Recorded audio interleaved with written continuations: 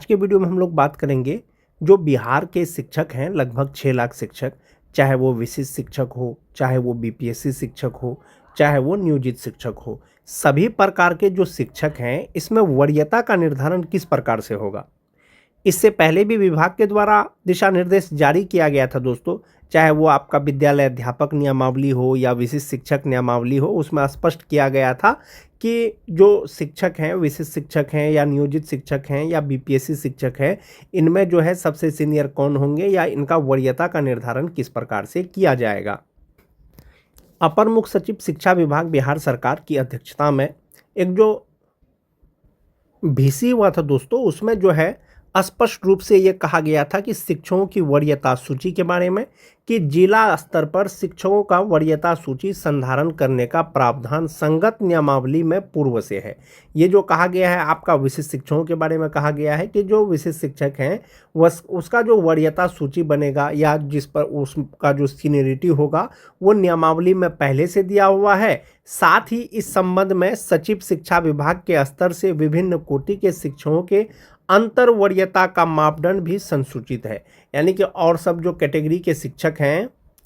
उनमें वरीयता का निर्धारण किस प्रकार से होगा वो भी संसूचित है। वर्तमान परिस्थिति में यह आवश्यक हो गया है कि वर्ग 1 to 5, 6 to 8, 9, 10 एवं 11, 12 के लिए जिला स्तर पर शिक्षकों की अलग अलग समेकित वरीयता सूची तैयार किया जाए। यानी वीडियो कॉन्फ्रेंसिंग के माध्यम से जो अपर मुख्य सचिव है, तत्कालिक जो अपर मुख्य सचिव थे शिक्षा विभाग के, उन्होंने ये कहा था कि 1 to 5 का, 6 to 8 का, 9, 10 का, 11, 12 का जो भी कैटेगरी के शिक्षक हैं सबका वरीयता सूची अलग अलग तैयार किया जाए। इस संबंध में सभी जिलों को जिला स्तर पर आवश्यक कार्रवाई करने का निर्देश दिया गया है। एक तो ये हो गया दोस्तों कि सबसे सीनियर कौन होंगे,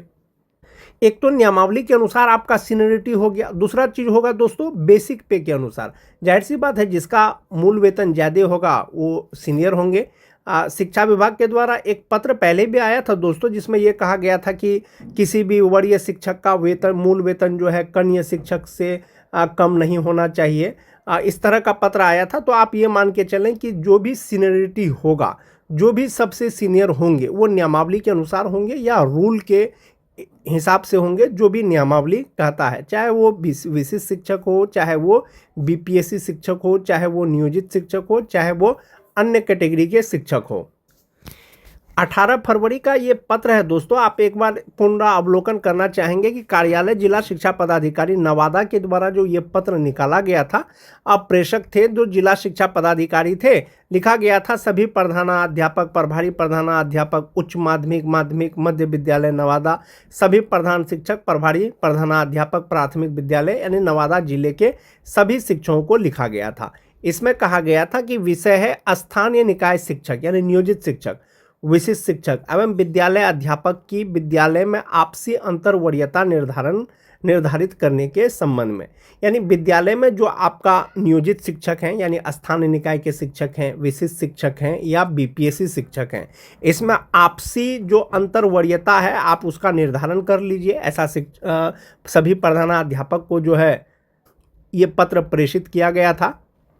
इसमें प्रसंग दिया था दोस्तों कि क्षेत्रीय शिक्षा उपनिदेशक मगध प्रमंडल गया का पत्रांक 199 दिनांक 17 फरवरी 2026। इसमें कहा गया था कि महाशय उपर्युक्त विषयक निदेशक प्राथमिक शिक्षा बिहार का ज्ञापांक 7 दिनांक 12 फरवरी 2026 के द्वारा स्थानीय निकाय शिक्षक, नियोजित शिक्षक, विशिष्ट शिक्षक एवं विद्यालय अध्यापक की विद्यालय में आपसी अंतर वरीयता निर्धारित करने संबंधी आदेश निर्गत किया गया है, जिसे कार्यालय के ज्ञापांक 285 दिनांक 17 फरवरी 2026 के द्वारा आपको संप्रेषित किया गया है का स्मरण करें। यानी जो निदेशक हैं प्राथमिक शिक्षा का, उनके द्वारा जो वरीयता संबंधी एक जो आदेश निर्गत हुआ था दोस्तों,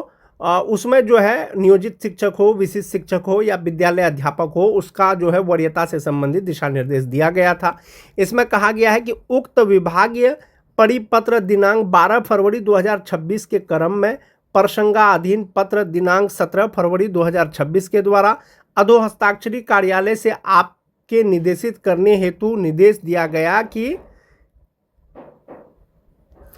शिक्षकों उपस्थिति पंजी में उक्त विभागीय परिपत्र दिनांक 12 फरवरी 2026 का अनुपालन करते हुए वरीय शिक्षक का नाम ऊपर करते हुए अवरोही क्रम में सूचीबद्ध किया जाए। यानी ये जो पत्र निकालने का जो मेन संदर्भ था दोस्तों वो ये था कि जो वरीयता निर्धारण है नियमावली के अनुसार, या जो पत्र आपका आया था 17 फरवरी को, उसके अनुसार जो सबसे वरीय है शिक्षकों उपस्थिति पंजी में जो आपका अटेंडेंस रजिस्टर है, जो वरीय होंगे सबसे पहले उसका नाम होगा, फिर उसके बाद जो जूनियर है, फिर उसके बाद जो जूनियर है, फिर उसके बाद जो जूनियर है, अवरोही क्रम में आपको सूचीबद्ध करने का आदेश दिया गया था। अतः उपर्युक्त परिप्रेक्ष्य में आप सभी को निर्देशित किया जाता है कि 3 दिनों के अंदर ये जो पत्र निकला था दोस्तों, उस समय कहा गया था कि शिक्षकों उपस्थिति पंजी में शिक्षकों का नाम सूचीबद्ध करते हुए अनुपालन किए जाने का संबंधित प्रखंड शिक्षा पदाधिकारी के माध्यम से अनुपालन प्रतिवेदन समर्पित करना सुनिश्चित करेंगे।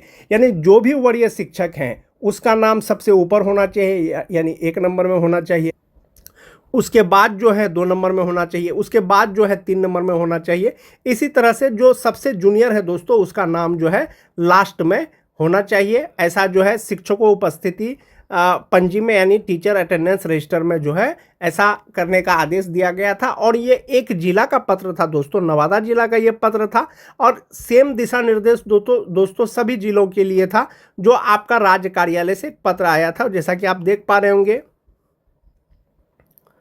बिहार सरकार शिक्षा विभाग प्राथमिक शिक्षा निदेशालय, इसमें कहा गया था कि बिहार सरकार के आदेश संख्या 2558 दिनांक 9 सितंबर 2025 के तहत जो समिति का गठन हुआ था, इसमें की गई अनुशंसा एवं तदालोक में विभागीय आदेश का ज्ञापांक 4206 दिनांक 22 नवंबर 2025 के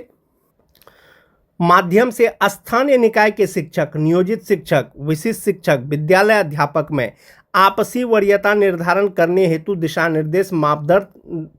निर्गत किए गए हैं। यानी कि जो विशिष्ट शिक्षक हैं, नियोजित शिक्षक हैं या बीपीएससी शिक्षक हैं, उसमें आपसी वरीयता निर्धारण किस प्रकार से होगा इसके लिए दिशा निर्देश दिया गया है। साथ ही विभागीय आदेश संख्या 4207 दिनांक 22 नवंबर 2025 द्वारा वर्ग 1 से 5 के विशिष्ट शिक्षक विद्यालय अध्यापक को वर्ग 6 से 8 के विशिष्ट शिक्षक विद्यालय अध्यापक के पद पर प्रोन्नति यानी सेवा निरंतरता, और वर्ग 9 से 10 के विशिष्ट शिक्षकों को या विद्यालय अध्यापकों को 11-12 के विशिष्ट शिक्षक या विद्यालय अध्यापक के पद पर प्रोन्नति हेतु स्थानीय निकाय अंतर्गत प्रशिक्षित शिक्षक के रूप में किए गए कार्य अवधि की गणना करने का आदेश भी संसूचित है। यानी ये भी कहा गया था कि जो विद्यालय अध्यापक हैं या विशिष्ट शिक्षक हैं 1 to 5 के जो हैं इनका प्रमोशन होगा 6 to 8 में, और जो 9-10 के हैं इनका प्रमोशन होगा 11-12 में। और इसमें जो दोस्तों नियोजित के रूप में जो वो कार्य किए हैं उसका गणना करने का आदेश दिया गया था। यानी एक तरह से सेवा निरंतरता दिया गया था। पहले का सेवा गिनने का आदेश दिया गया था दोस्तों, लेकिन वो दिया गया था आपके प्रोन्नति में, ऐसा आदेश दिया गया था। जो वरीयता निर्धारण का मापदंड है वो किस प्रकार से था, इस क्रम में विभागीय ज्ञापांक 142 दिनांक 12 जनवरी 2026 के द्वारा 6 से 8 के विद्यालय अध्यापक विशिष्ट शिक्षक एवं कक्षा 11 से 12 के विद्यालय अध्यापक विशिष्ट शिक्षक को नियमावली में प्रोन्नति के लिए निर्धारित समय अवधि में वरीय विद्यालय अध्यापक विशिष्ट शिक्षक के रूप में प्रोन्नति हेतु स्थानीय निकाय अंतर्गत प्रशिक्षित शिक्षक के रूप में किए गए कार्य अवधि करने का आदेश संसूचित है। यानी वो स्थानीय निकाय नियोजित शिक्षक के रूप में जो कार्य किए हैं उसको गिनने का आदेश दिया गया था। इसमें कहा गया था कि यह भी उल्लेखनीय है कि विभागीय आदेश ज्ञापांक 4206 दिनांक 22 नवंबर 2025 के द्वारा निर्गत किए गए मापदंडों यथा कंडिका 2 का क प्रधानाध्यापक प्रधान शिक्षक का प्रभार दिए जाने हेतु विभिन्न कोटि में न्यूनतम अध्यापन कार्य का अनुभव अंकित है। क्या है कि वर्तमान में विशिष्ट शिक्षक विद्यालय अध्यापक के अंतर वरीयता निर्धारण में स्थानीय निकाय अंतर्गत प्रशिक्षित शिक्षक के रूप में किए गए कार्य अवधि के संबंध में कतिपय परीक्षाएं की जा रही है, जिनके निराकरण के संदर्भ में निम्नलिखित निर्देश दिए जाते हैं।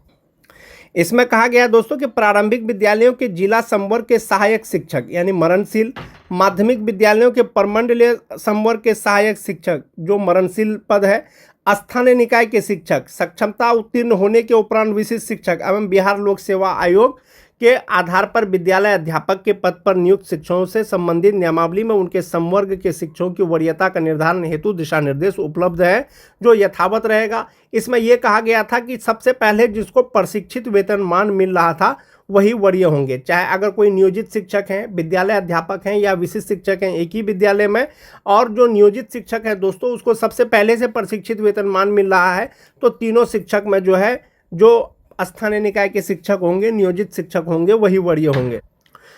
पूर्व की भांति जिन माध्यमिक उच्च माध्यमिक विद्यालयों में परमंडलीय संवर्ग के सहायक शिक्षक पदस्थापित होंगे उन्हें स्थानीय निकाय शिक्षक, विशिष्ट शिक्षक, विद्यालय अध्यापक से वरीय माना जाएगा। जो पुराने वेतनमान वाले शिक्षक होंगे वो नियोजित शिक्षक, विशिष्ट शिक्षक या बीपीएससी शिक्षक से वरीय होंगे। इसी प्रकार प्राथमिक मध्य विद्यालय में यदि जिला संवर्ग के सहायक शिक्षक हैं तो वो नियोजित शिक्षक, विशिष्ट शिक्षक और बीपीएससी शिक्षक से वरीय होंगे। इसमें यह स्पष्ट किया गया था कि वरीयता का निर्धारण प्रशिक्षित वेतनमान प्राप्त करने की तिथि अहर्ता जिन्हें प्रशिक्षित वेतनमान पहले मिला है के आधार पर किया जाएगा। अगर कोई एक विद्यालय में नियोजित शिक्षक हैं, जो जैसा कि मैंने आपको बताया कहीं पर बीपीएससी शिक्षक हैं, कहीं पर विशिष्ट शिक्षक हैं, और जो सबसे पहले प्रशिक्षित वेतनमान मिल रहा है वो नियोजित शिक्षक को मिल रहा है, तो विशिष्ट शिक्षक और बीपीएससी शिक्षक से नियोजित शिक्षक सीनियर होंगे। प्रशिक्षित वेतनमान प्राप्त करने की तिथि समान होने की स्थिति में जन्म तिथि के आधार पर वरीयता का निर्धारण किया जाएगा, अर्थात जिनका जन्म तिथि पहले होगा वो वरीय होंगे और उन्हें प्रधानाध्यापक का प्रभार दिया जाएगा। जन्म तिथि समान होने की स्थिति में अंग्रेजी के जो अल्फ़ाबेट हैं उसके अनुसार जिस शिक्षक का नाम पहले आएगा वो जो है वरीय होंगे। प्राथमिक विद्यालयों के लिए कहा गया था कि दोस्तों की प्राथमिक विद्यालय जिला संवर्ग के सहायक शिक्षक जो मरणशील हैं पदस्थापित नहीं होने की स्थिति में बिहार प्रारंभिक विद्यालय प्रधान शिक्षक नियमावली 2024 में प्रधान शिक्षक के पद पर सीधी नियुक्ति हेतु निर्धारित मापदंड के आधार पर आपसी वरीयता निर्धारण करते हुए प्रभावी प्रधान शिक्षक के रूप में कार्य करने हेतु प्राधिकृत किया जा सकता है। इसके अनुसार 1 से 5 के लिए न्यूनतम 8 वर्ष जो प्रशिक्षित शिक्षक के रूप में है शिक्षण अनुभव वो होना जरूरी है। स्थानीय निकाय शिक्षक, प्रशिक्षित शिक्षक, विशिष्ट शिक्षक, विद्यालय अध्यापक अथवा स्थानीय निकाय शिक्षक, प्रशिक्षित शिक्षक, विशिष्ट शिक्षक अथवा स्थानीय निकाय शिक्षक एवं विद्यालय अध्यापक को प्रधान शिक्षक के रूप में कार्य करने हेतु प्राधिकृत किया जा सकता है। ये जो दिशा निर्देश था दोस्तों वो ये था कि पुराने वेतनमान वाले शिक्षक सबसे सीनियर होंगे, उसके बाद जो है नियोजित शिक्षक, विशिष्ट शिक्षक या बीपीएससी शिक्षकों में जिनको सबसे पहले प्रशिक्षित वेतनमान मिल रहा है वो जो है वरीय होंगे। इसी के आधार पर वरीयता निर्धारण करने का जो है निर्देश दिया गया था। और एक जिला के द्वारा जो पत्र निकाला गया था दोस्तों वो शिक्षकों उपस्थिति पंजी में उसी के अनुसार जो है शिक्षक का नाम लिखने का आदेश दिया था। जो विशिष्ट शिक्षक नियमावली 2023 यथा संशोधित 2024 था दोस्तों, इसका जो है पॉइंट नंबर 7 मोस्ट इंपोर्टेंट था कि जो वरीयता का सूची बनेगा वो जिला स्तर पर वरीयता का सूची बनेगा और 1 to 5 का अलग बनेगा, 6 to 8 का अलग बनेगा, 9 10 का अलग बनेगा। तब वरीयता का निर्धारण किस प्रकार से होगा, तो एक बात ये चीज़ क्लियर है दोस्तों, आप ये चीज़ समझ लें कि 1 to 5 के जो शिक्षक हैं ये जूनियर होंगे 6 to 8 के शिक्षक से, यानी 6 to 8 के सीनियर शिक्षक जो है 1 to 5 से सीनियर होंगे। उसी तरह से 9 10 के शिक्षक 6 to 8 से सीनियर होंगे। उसी तरह से 11 12 के शिक्षक जो है वो 9 10 से सीनियर होंगे, यानी सबसे जूनियर 1 to 5 के, सबसे सीनियर 11 12 के शिक्षक होंगे। ये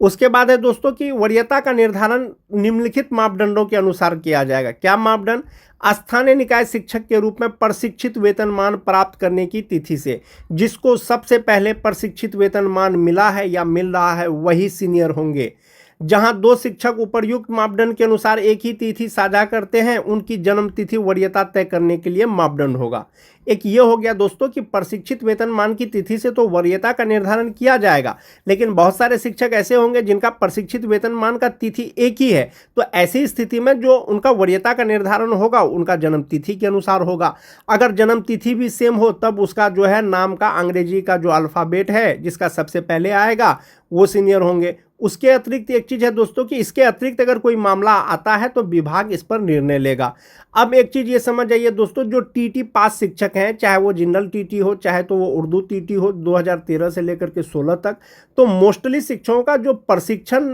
पूर्ण हुआ है दोस्तों वो 31 मार्च 2019 को हुआ है, तो बहुत सी संख्या में है। तो जब बहुत से संख्या में है तो इसमें जो है वरीयता का निर्धारण किस प्रकार से किया जाएगा, यानी प्रशिक्षित वेतनमान का तिथि तो बहुत सारे शिक्षकों का एक हो गया, तो जन्म तिथि के आधार पर होगा, उसके बाद इंग्लिश अल्फ़ाबेट उसके नाम के आधार पर होगा, और इसके अतिरिक्त कोई मामला आएगा तो विभाग इस पर निर्णय लेगा दोस्तों। तो जहाँ तक बात वरीयता निर्धारण का है वो नियमावली, विशिष्ट शिक्षक नियमावली के अनुसार यही नियम के अनुसार होगा। क ख ग इसके अतिरिक्त कोई मामला आता है तो शिक्षा विभाग इस पर निर्णय लेगा। और जहाँ तक बात टीटी पास शिक्षकों का है दोस्तों, अब भारी संख्या में जो है टीटी पास शिक्षक एक ही तिथि को प्रशिक्षित हुए थे, यानी प्रशिक्षित वेतनमान उसको 31 मार्च 2019 से मिल रहा था, या 31/3/2019 तक उनका प्रशिक्षण पूरा हो गया था। ऐसी स्थिति में दोस्तों टीटी पास शिक्षकों का वरीयता निर्धारण किस प्रकार से किया जाएगा, वो तो नियमावली के ही अनुसार किया जाएगा। आने वाले समय में पता चलेगा कि विभाग इसके लिए क्या निर्णय लेती है। विभाग तो दोस्तों गाइडलाइन जारी कर दिया है कि जो जिनका प्रशिक्षण सबसे पहले हुआ है वही सीनियर होंगे।